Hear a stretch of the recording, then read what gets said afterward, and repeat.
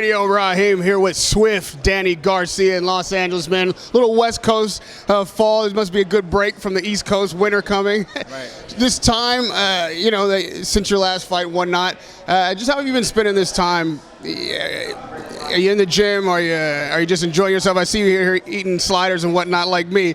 Are you having fun? Man, I'm blessed. I can't complain. I'm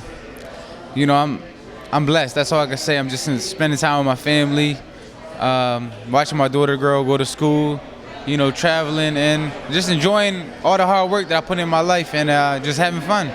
I asked that question because you're one of the busier guys. Over the course of your career, you've obviously been fighting for a long time. You kept fights coming, and these last couple fights have been rough and had a little bit of distance between them. So I'm curious, as you get to this point in your career, is it a change for you, like the slowing down the pace and then having to adjust to fights not going the way you'd like? At the end of the day, you learn something new in this business every day. This year, I plan on this year to fight at least 2 or 3 times. So I'm trying to be active this year. I'm trying to be real active. 2 to 3 times. But as far as everything, I'm a true champion. So I know how to bounce back. There's a couple of tough fights that a lot of people thought I won. And all I gotta do is come back and prove myself once again. That's all. At the end of the day, that's what it's all about. After the Porter fight, obviously I saw you and your dad headed back to the locker room. Your dad was shouting that you'd won the fight. Yeah. You felt the same after the Thurman fight. And before that, there were some fights that fans thought that you didn't win and you got the decision. So now being on the other side of that equation, do you have any different feelings about how maybe your opponents felt at that time?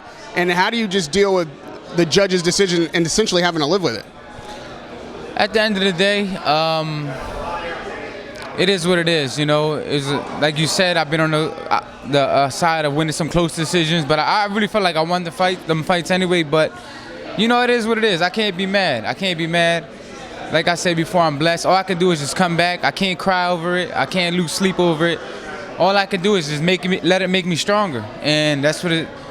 To be honest with you, I feel more hungrier now of losing than I felt when I was 33-0, unified. When I was welterweight champion, unified champion, I feel more hungry. I feel I have more fire inside me now than before. So this is actually motivating me now to go harder and fight for longer and stronger. So that's what it is now. So that's how I feel.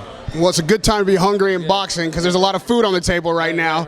Right. You are definitely a guy that's still in that conversation of upper echelon fighters. And interestingly enough, the way fights are being positioned right now, some fights that you didn't get at the time may be available now. I'm at least thinking about Pacquiao is back. He's on your team now, or at least in the same camp with you, promotion-wise. Broner fight never happened. Floyd's talking about coming back. What kind of fight do you feel like is the best for you, not just in a business but career-wise? If you had your pick of any of these guys that I mentioned, the guys I didn't, what would be your first fight? I would really want I want a rematch with either Porter or Thurman. I feel like I want to redeem myself with those. Like I feel like it's something I need to do before my career is over.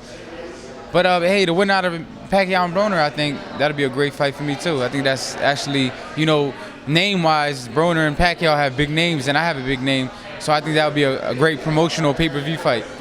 Or whoever wins. Who would you think wins that fight? How do you see it going? I think it's a 50-50 fight. Pacquiao's a little older now, but he just throws more punches than Adrien, and I think that's the key. I think Adrien has to keep up with his pace a little bit, but if Adrien could do that, I think he could win the fight. But if he lets Pacquiao outwork him, then I think Pacquiao's going to win.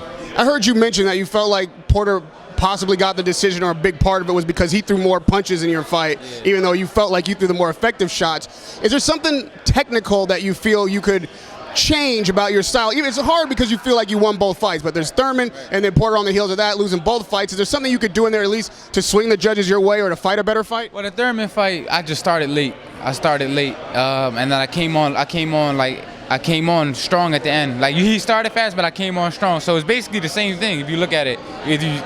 He started strong, but he started fast, but I finished strong. So it's the same thing. And then it was the middle rounds so the Thurman, I'll probably just start faster. The Porter fight, I started right from the beginning. Like I said, what I thought wouldn't be effective when he was just on the inside, just throwing punches, to me, it wasn't effective. That doesn't look effective, but the judges scored it, and I think that was the difference in the fight. If I would have knew that, then I would just pity pat it right back. But I didn't know boxing was about pity patting on the inside. I thought boxing was about clean, effective punches, counter punching, and looking, more like the champion. And that's what I felt like I felt like I was the champ. I felt like I won the fight off clean, effective punching. I had good defense. I was never hurt. I never got cut. I never got staggered. I landed the big punches in a big fight, and I felt like that was enough to win the fight. There's a couple guys that might be described the same way you describe an excellent fighter. And Terrence Crawford is at the top of a lot of people's list, and obviously Errol Spence. Two guys, again, that you haven't had an opportunity to face but could be in your mix at some point in the future. How do you see the 147-pound division? We talked about a lot of people, all in your division. Who is the king of the division right now in your estimation? There's no king. There's no king. I would say there's no king because everyone didn't fight each other yet, and no one has really had a big win over a top opponent where he blows them out. You know what I mean? Mm-hmm. Like, all the fights have been real close. All the fights could have went either way. Spence and Crawford, they didn't fight each other yet.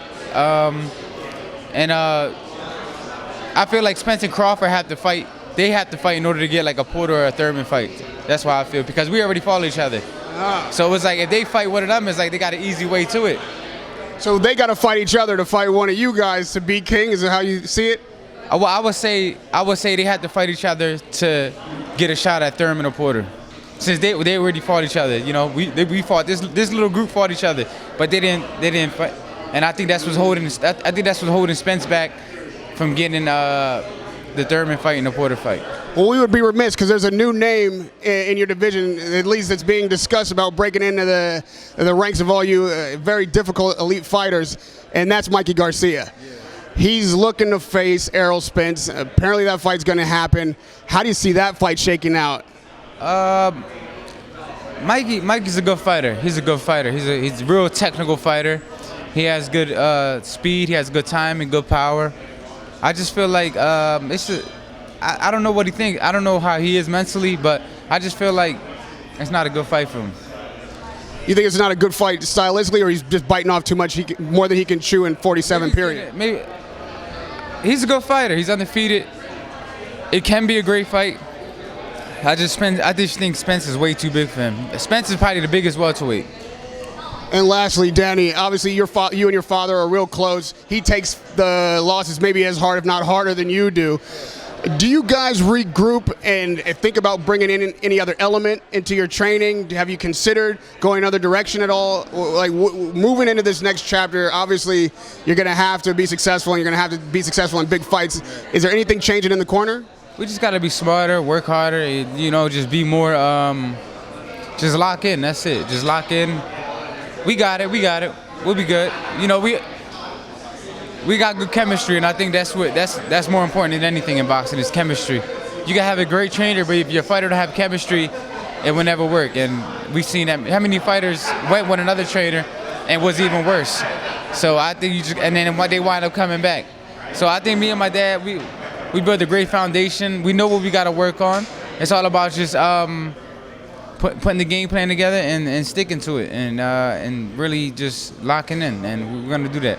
We look forward to seeing you in the mix in 2019. You're always exciting, always a good interview. I appreciate the time, man. Radio Raheem with Swift, Danny Garcia.